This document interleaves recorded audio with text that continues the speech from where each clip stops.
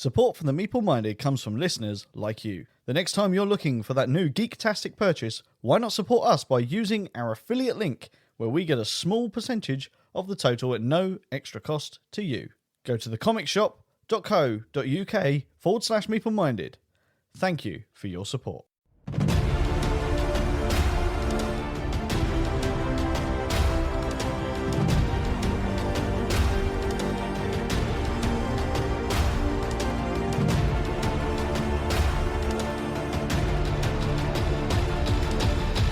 What is up, guys, and welcome to the Meeple Minded podcast, the podcast where we talk all things tabletop gaming. My name is Jason. And I'm James. How are you doing this week, James? All good, mate, all good. Good. You're getting high on E-numbers over there, as I can see. Yes. That is a very, very, very blue drink that I have served. It is very blue. It's bubblegum drink, James. It is.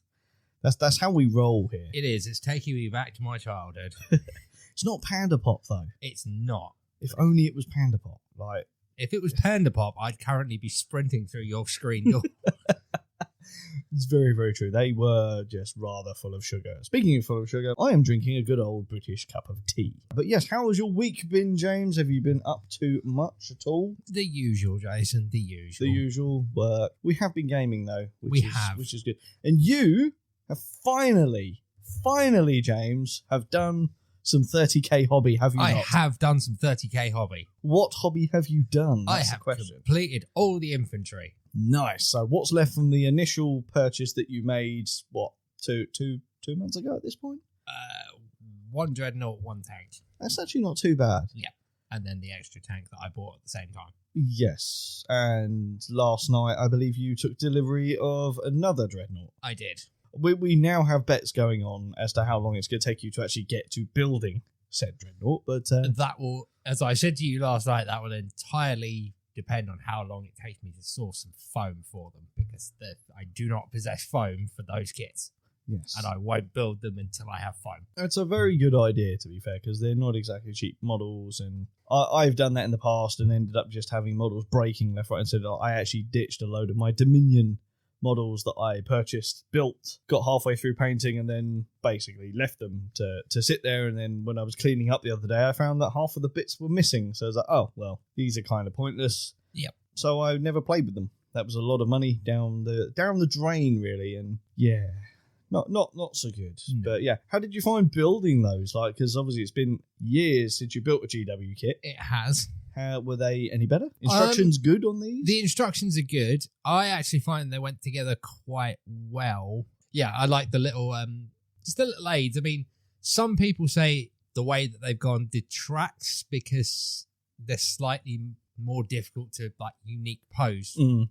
For example, like the arms, where the arms attach to the body, there's now a little pin to make sure you get the arms lined up properly. So when you attach the gun, for example, which is really good because it means that you'll actually build your models properly.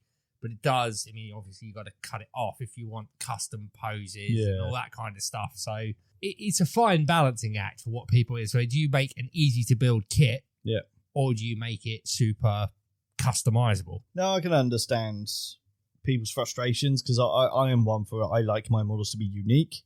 But at the same time, I never ever complained whenever I bought kits like that. Yeah. And it was the same with the Marvel Crisis Protocol. They're built for one pose, yet almost all of mine I ended up modifying in some way so that they looked different. Yeah. But that's what you get if you want something unique at the end of the day. Especially when I obviously haven't come to the vehicles yet, but for the infantry, like I said, it's just a little lug on the thing, and there's a hole on the arm so that it lines up and the arm is at the correct angle. It's like one... Snip the lug off and fill the hole with a little bit of green stuff. You wouldn't even need to fill the hole, just one swipe of the hobby knife and the lug's gone. Yeah. And then you can pose the arm however you want. Yeah, exactly. Well, there you go. James has done some hobby. We've been playing games. We played a particular game last night, which is the game that we're going to be talking about today, which will be Dice Forge. Indeed. Now, we're not going to get onto that straight away because if you remember, James, a fair few weeks ago, we introduced a new segment. We did. Which is where we talk about the game that we played this time last year. So now we're going to do that. Oh. So, do you remember Zoography, James? I do remember Zoography. Have your opinions changed on it at all? Because this is a game that we actually have played a couple of times more, but not a great deal. No. I've got to admit, I still really like it. The ironic timing of this is not long after they finally gave us some details, or should I say pictures, of up-and-coming expansions for that game. So the real question now, James, is we have played it a couple of times. I know my opinions on it still haven't changed. I still really like the game. Am I to buy the expansion or am I not? It's you, so I'm going to lean heavily towards the yes. I think I will. There's space in the box, and from what I've seen so far, it looks pretty good. There you go. The game we played last year was Zoography. It's still a big thumbs up from me, and a thumbs up from you. Well, if we're being completely bluntly honest, we haven't actually played it for a long time, so I'm going to have to go with yes. Yes. I mean, it's been months since we played it, but I know we've played it since. Unlike, I think it was Inesh that we talked about last time. Why haven't we played Inesh, Jason? We hadn't played that because I spray painted the miniatures and then never bothered to paint them. However, James, I have since then now painted the miniatures. Good. So we are able to get Inesh back to the table. Yes, Mr. Genius here sprayed all the miniatures the same colour and then went, Yeah. So if you spray something, make sure you paint it. But anyway, yes, that's Zoography. Shall we get on to the discussion about Dice Forge? Let's do it. Okay, so Dice Forge is a lightweight to medium weight open drafting die modification game released by, I apologise in advance for mispronouncing this, Libellud, I believe it is pronounced, or Libellud, in 2017. The game is for 2 to 4 players aged 10 and up with an estimated playtime of approximately 45 minutes. And at the time of the recording, this game, James, can be purchased in retail stores for as little as £30. In Dice Forge, players are tasked to build your own dice to maximise end game points. To do this, players will have just one base action per turn to spend their collected gold to purchase new die faces, or spend your procured sun and moon resources to purchase powerful cards, which will give you anything from endgame scoring to limited powerful dice faces, and even to effects that can be triggered in future rounds. That's a quick rundown of the game, what the objective is, but what comes in the box, James, when you buy Dice Forge? Okay, Jason. Contained within the box are 4 hero pawns, 4 chest tiles, 4 hammer tokens, 8 single-use tokens, 96 heroic feat cards, 1 round tracker, 1 first player token, 8 100-point tokens, 20 coloured resource markers, 4 hero inventory boards, 1 island board, 8 divine dice, 108 dice faces, a temple board, temple sleeve and securing band, 1 hero aid, 1 rule sheet, and 1 fitted box insert. Oh, yes. So, this is another cheap game, James, where we're talking about quite a lot. Yes. Within the box. Now, I am going to kick things off talking about the components. Because, James, part of my flaws in life is I like to criticise people. Mm-hmm. And I like to criticise companies. And one of the things I really like to criticise board game companies for are horrendous inserts, or lack thereof, in more cases than not. Can't do that with this game, can you, James? I can't do that with this game, James, because this game comes with an amazing insert. And I'm gonna put my neck out there. I'm going to put it out there and say this is one of, if not the best standard insert I have seen that comes with a game ever. Yep. This insert is amazing. It is. Everything has its own place. Everything is separated. So even down to the cards. There's different types of cards within the games and they all have their own separate locations. The board slots in nicely and doesn't move. The player pawns have a nice little hole that they sit in so that they don't move. The cardboard tokens are all cut out perfectly. The individual dice have their own sections. James, this insert is amazing. Yep. And there's even space in there for the expansion. This game is from 2017. Yep. The insert is ahead of its time. And more companies need to pay attention to this because this is literal perfection when it comes to... It's not even like a vacuum-formed insert. No, it's actually quite tough. It is, yeah. It's a very, very tough plastic. It's a good job I'm not doing the Meeple rating just on the insert because it would be a 10. And I want to go into a bit more because, yeah, there are other things with this game. But the insert, I'm starting off with that. It's amazing. James, what are your thoughts on it? Because this is an organizer that can sit on the table as well. It's not just a box insert. It is the best designed insert I think I've currently seen that comes as standard with the game. Like you said, it's made of hard, durable plastic, which isn't going to break. Everything slots place perfectly. You're not going to you don't struggle to actually get the stuff out of the insert. No, not at all. And it fits sleeved cards, James.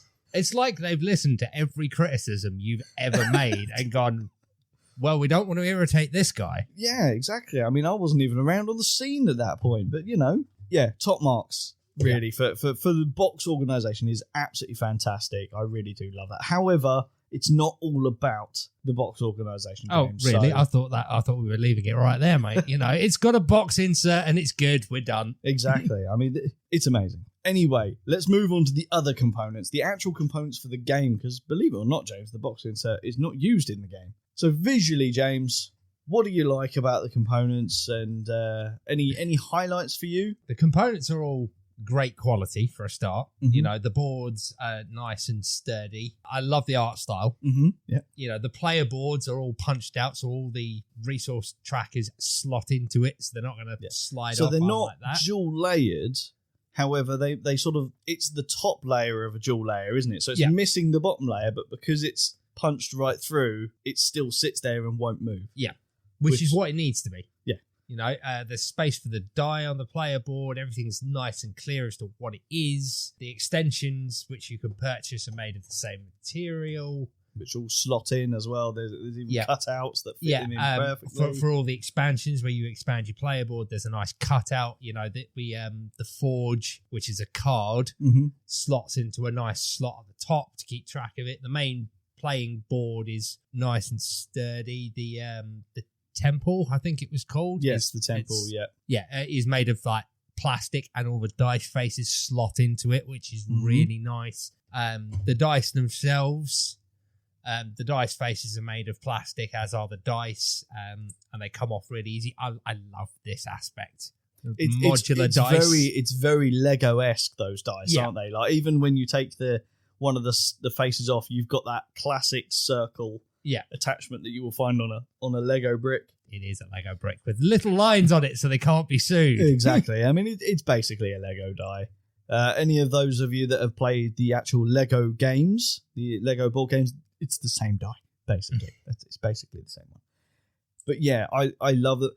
Even down to the detail where if you're changing a die face, the die faces have been designed in such a way that they are designed for you to hook under the one that you're removing to easily remove it and then clip the new one on. It's kind of got like a chamfered edge to it, and which is a point which you can use to just exactly because your copy's been played quite a bit, so they have loosened a little bit. No, they still stay on really well, but it's loose. Not like I remember when it was a fresh copy, they were a real pain to actually get off until you pointed out to me that it's like, no, you just exactly, and it's little things like that really stand out to me in games where they've sat down and engineered these kind of things to go, well, we want people to remove the die faces. Well, how about on the back of it, we engineer it in such a way that you can literally hook them under? Yeah, but I bet I would stake money on that came from playtesting. More than likely. That, we're supposed to change it. Yeah, these things are a real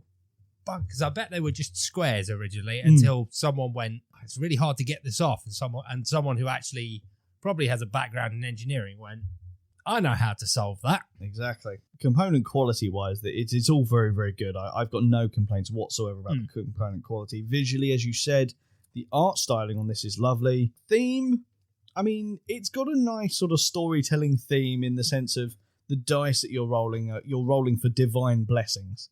So they're divine dice. Yes. Gifts from the gods. Gifts from the gods and stuff like that. So the theme is there, but it's very sort of, I guess, flimsy. Yeah. It is probably a word I would use. It's a nice theme to have and it works. It could be anything. From the art styling, it's kind of, I'd say it's a mixture of some of the older mythologies combined with pure fantasy. So like think Greek gods, but not Greek gods because they can't, I don't know if they they just chose not to use that, but it's more of the fantasy style. But there's that. It's a Parthenon of gods, and the dice are blessings. Yeah, exactly. So, visually, think it's really good. I will mildly comment on the box itself, because all the art styling inside the box is lovely. I have no idea whether it's because they ran out of money, but the box, when I say is very beige, is not an insult. The box is literally beige, bar one little logo on the front of the box, and it's just very plain and boring.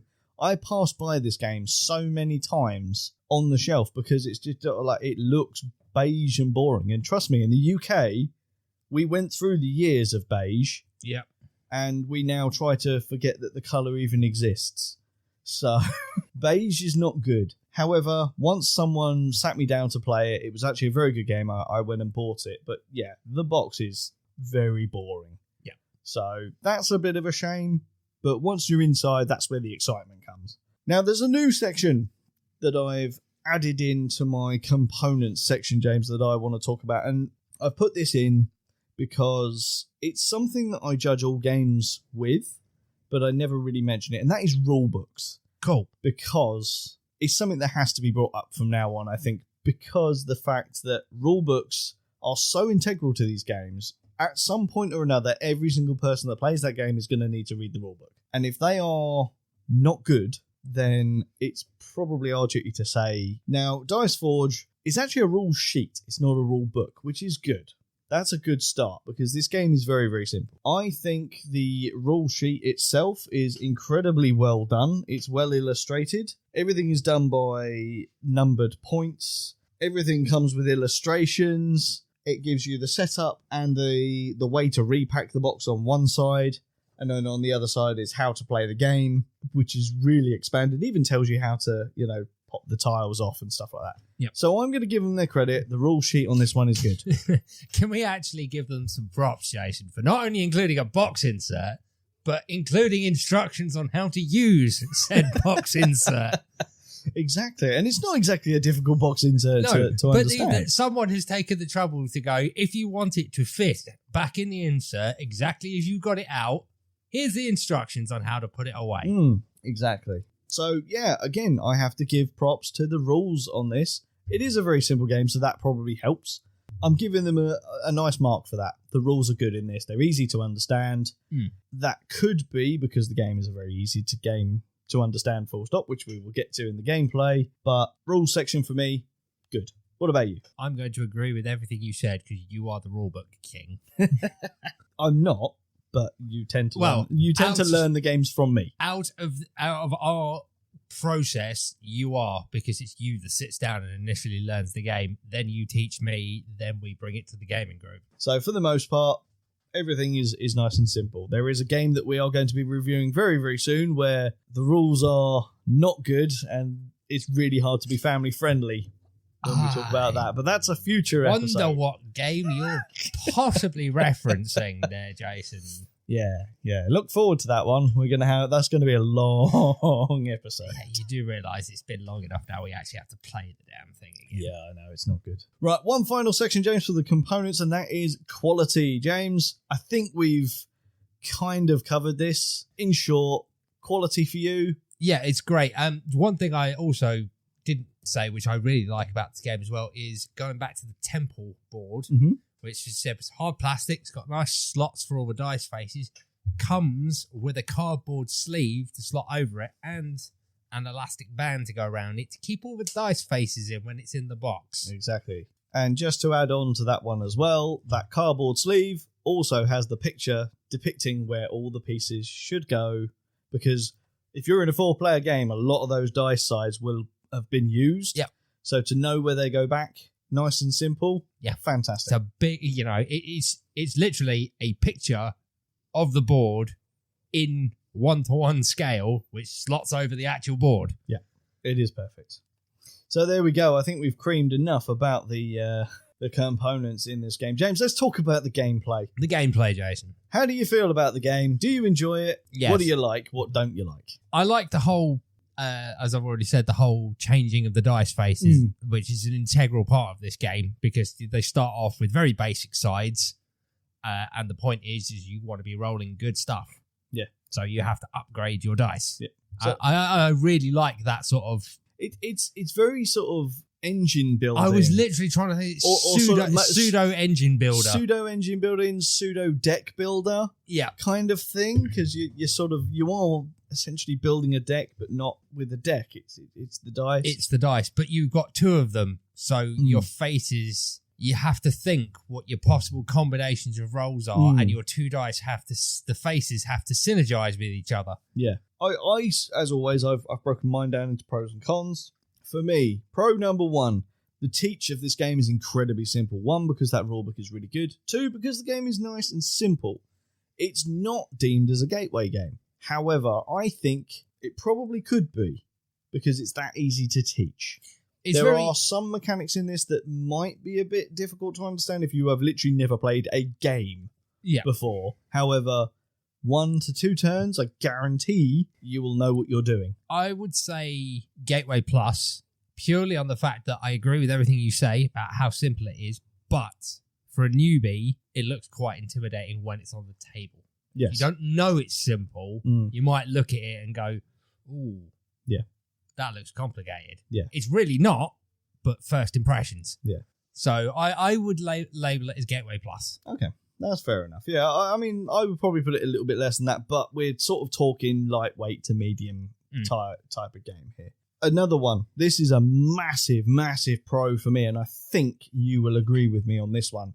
The downtime in this game is almost non-existent. Yep. Because of this whole... In fact, I'll say it. I think it was a pure piece of genius to have all players rolling dice on every player's turn. Yep. To gain resources, because that way, okay, it's my turn, we're all rolling dice, right, we're up in our thing. Then I get one action. So the longest you're ever going to wait as another player is what, maybe a minute, do whatever my actions are, and then everyone's rolling again. Yeah.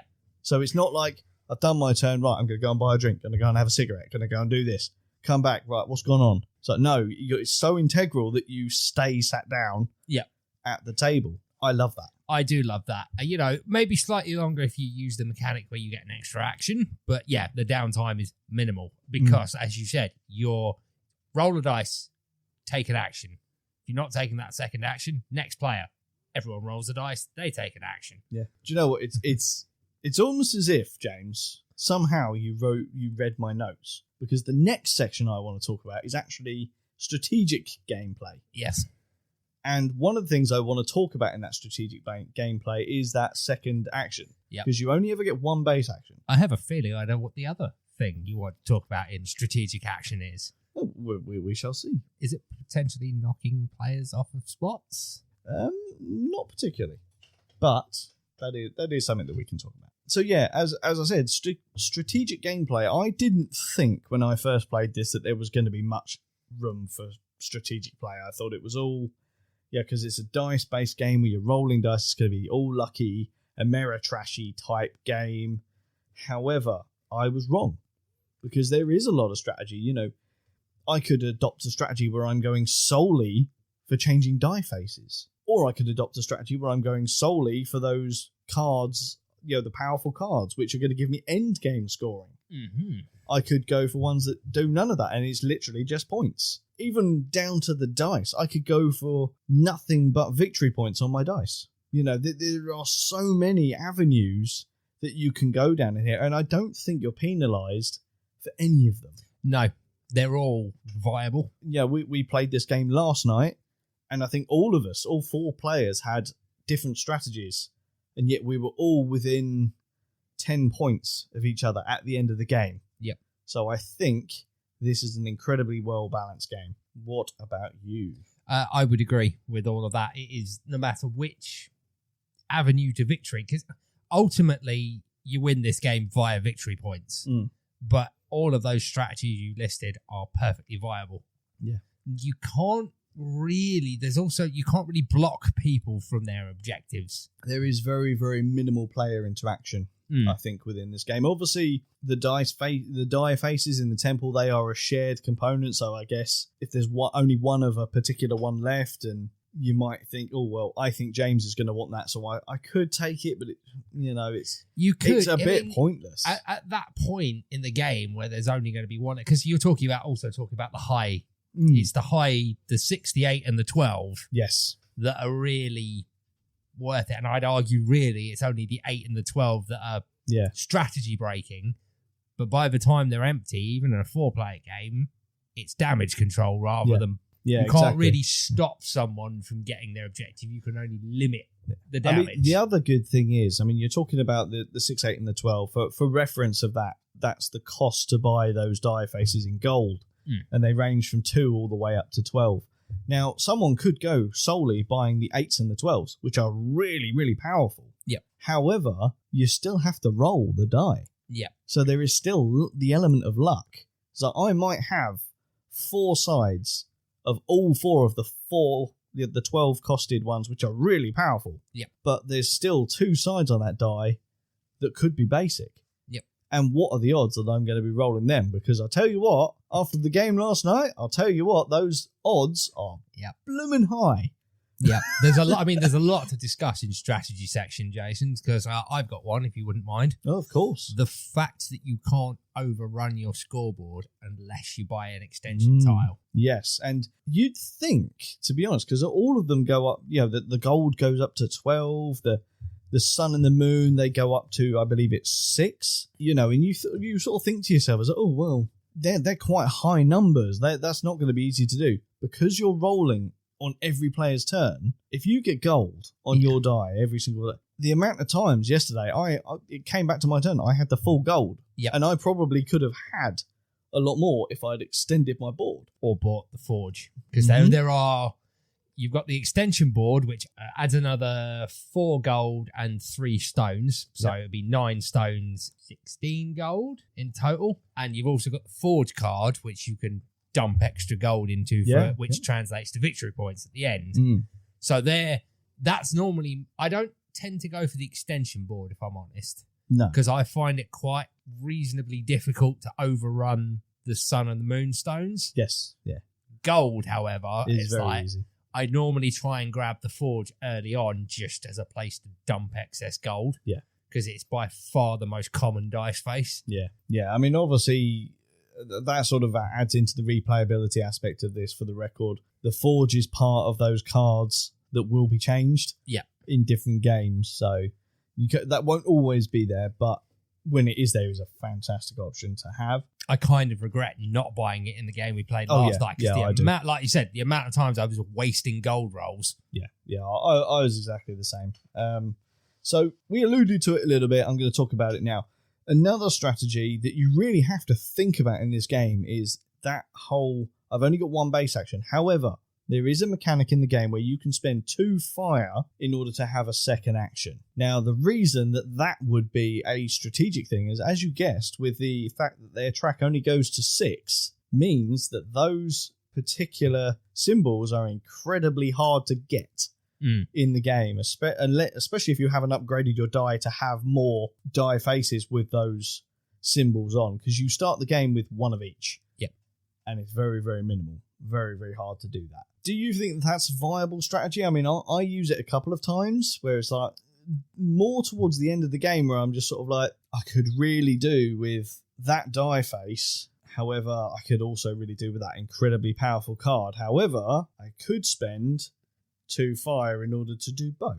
Yeah. That's where I think it really comes into its own. It does. It's either really early, if you had a really good first roll, or really late is when I tend to use it. Yeah. But yeah, that's another. I mean, we could go on about strategies all evening, James. They're just a small handful. Yeah, and I think the last one we have to cover, because it is again quite important, is the cards are laid out on the main board. Mm-hmm. You all start in the middle of the board on the little centerpiece, and you move your player's pawn to the island, we'll call them, where that card is located, and you spend its cost to get it, and you stay there. Yeah. So if someone else wants to go there, they have to knock you off. They have to knock you off. But if you knock someone off, they come back to the center, but they get to re-roll their dice and claim the faces.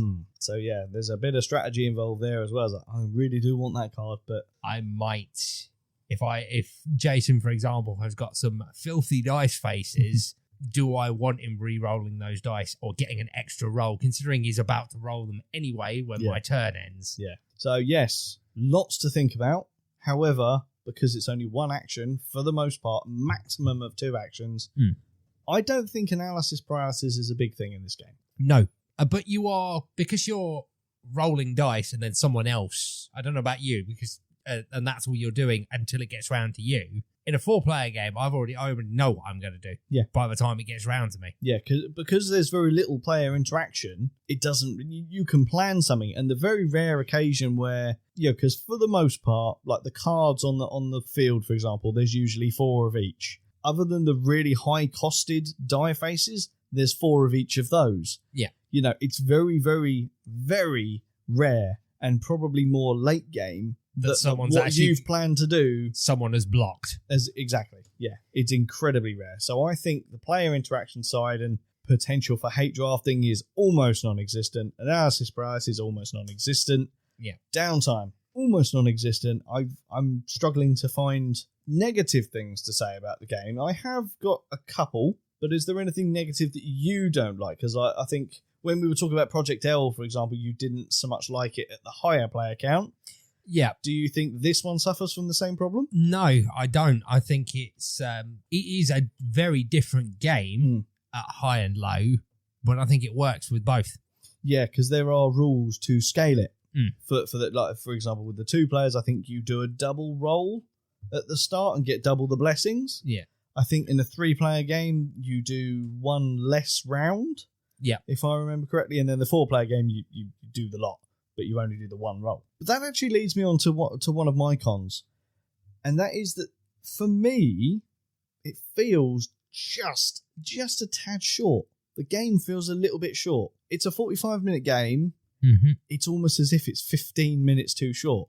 And I say that because you know me by now. My favoured playstyle, shall we say, is change all the dice sides and become really powerful with dice and gain points late game. Yep. With a strategy like that, what I find is I get to maybe the turn before the end and I finally get where I want to go. And it's like, yeah, right, okay, cool. Oh, game's over. Yeah. It's almost as if like I need 1, maybe 2 rounds more for everyone to really feel like I've achieved something. Is that just because it's me going for a certain strategy? I do feel the same, but I have a question because I don't know that much about it. Do you think that's something the expansion would solve? Because you have mentioned that there is space in this. Well, do you know what? I actually don't know that much about the expansion. I never looked into it because I wasn't sure that this was going to be a game that would get played all that often. However, it's proven me wrong, and I've heard lots of people say good things about the expansion, so I am going to look at the expansion for this. If we do get the expansion, might be worth us having another chat about that in the future. Indeed. You mentioning the expansion does lead me on to my other con, which is the concerning factor for me that this game has limited replayability. Now, I'm not saying under any circumstances that I am bored of this game, because I'm not. However, there's the only real way to change the game are those cards around the island. And there's only so many of those. I think there's 2 different sets, basically, and I guess you can mix and all that. That adds replayability. But like the die faces, they're always the same. That never changes. It's just those cards. Well, it's the creatures down the bottom. Yeah, the special die faces. Every time we've played it, we've played with the ×3. And I don't know what these other 4 actually do. Well, three of them were in the game last night. Were they? Yes. Like, for example, the green question mark, if you roll that, you get to look at someone else's die and go, I'm using that. Okay.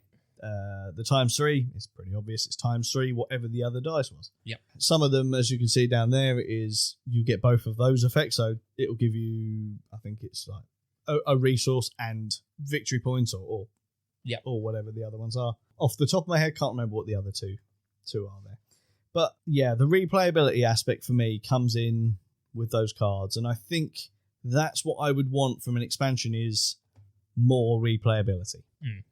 So providing the expansion gives me more replayability, I think I'm going to go in on it. But yeah, any negatives for the game that you don't like before we move on to final thoughts? No, I think we've covered everything. Like I said, cool.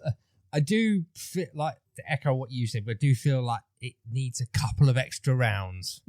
Because I've also had that feeling of, I've set up perfectly and the game's over. Yeah. To be fair, that is something that a lot of engine builders suffer with as well. Wingspan is exactly the same. Yeah. I finally get my engine going and, it's the end of round 4. You know, it's always that way. But yeah, final thoughts, James. What do you think of the game? Who do you recommend it for? And is it good value for money? I think this is a brilliant game. I would recommend it for players of all ability, though the more advanced players will probably tire of it quicker than the newbies. Yes. Yeah, I think I'd agree with that. Because it is, on the whole, a fairly simple game. Mm-hmm. Good value for money? Yeah, I think 30 quid, I think it's a steal, considering how good the component quality is, and you'll get enough gameplay out of it to make it worth your £30. Nice. Cool. So, for me, Dice Forge, really fun, fast-paced, easy-to-teach game, much like Project L, which we talked about before. This game sits nicely for me inside that sort of filler, laid-back main event game. It is quick enough that it can be played at the start or the end of the night, same as Project L. But as we proved last night at Game Club, it also filled the main event nicely with the small box games taking the role of fillers. So it can do both. I definitely recommend the game to fans of lighter weight games. Maybe fans of like fantasy genres, I guess. It would probably fulfill a need on that. Has that nice sort of storytelling aspect of it. Maybe a little bit of fluff, you know, in the book would be really, really cool with that. Now, as we said, the copy we've been talking about is solely the base game. I'm very interested to see what the expansions brings. I do hope it brings some replayability. But yeah, taken into the price point, I think this game is definitely worth it. £30, you can't really go wrong. It's worth every penny. It's not a game that's going to see the table every week, maybe not even every month. But I think this game will never be able to sit on the shelf long enough to gather dust. Yeah. So I don't think it's going to be a shelf of shame game. So for all of those reasons, my Meeple rating for this game is going to be 7.5. I'm going to go in 8. You're going a bit higher than me. I'm going to go in for 8. Okay, interesting. I just enjoy the game. I think it's worthy of the 8. And it's definitely, it's a 7.5 for gameplay and quality, and that extra 0.5 just for the thoughtfulness in the design. There is definitely a lot of thought that's gone into this design. So, I mean, it'd be interesting to see when we revisit this in a year's time, or even when we get the expansion, whether my mindset will change. So that will be an interesting one. Will it be one of the first games I change my opinion on? Who knows? But yes, that is Dice Forge. It's a fairly old game, James. It is. 5 years old. We haven't done a game that's been older for a little while now, so it's nice to go back to some of the older games every now and then. But yeah, Dice Forge. Have you guys played Dice Forge? What did you think of it? Are we completely wrong? Are we 100% right? Have any of you played the game with the expansion? If you have, is it worth it? Let us know on any of our social media platforms, Facebook, Instagram, Twitter, or the Discord, which all have links in our podcast description. Thank you guys for joining us once again for another game highlight episode of the Meeple Minded podcast. How do you think this episode went, James, with our discussion about Dice Forge? Yeah, I think it went really well. Looking forward to playing the game again in the future? Or are we gonna shelve it for a little while? What do you think? I think it will get shelved for a little bit because obviously we played it quite a bit for the podcast, but I don't think it will stay there for long. I know we've got a few more games which we're going to be talking about in the next month or two, I guess. One particular one which I know we both keep putting off playing, and we won't say what it is, but it starts with dice. But it's a shame because I've been really looking forward to doing that game, but after that last play, I'm not as keen on it as I once was. Indeed. But hopefully we'll find out that we were just doing something wrong. But we hope. I guess we'll see. I don't think we were, though. But on that note, should we play a game, James? Let's do it. Let's do it. Thank you very much for joining us, guys. Till next week, my name has been Jason. And I've been James. And you've been listening to the Meeple Minded podcast. Join us next week for more tabletop gaming goodness. Ta-ta, goodbye. Yeah.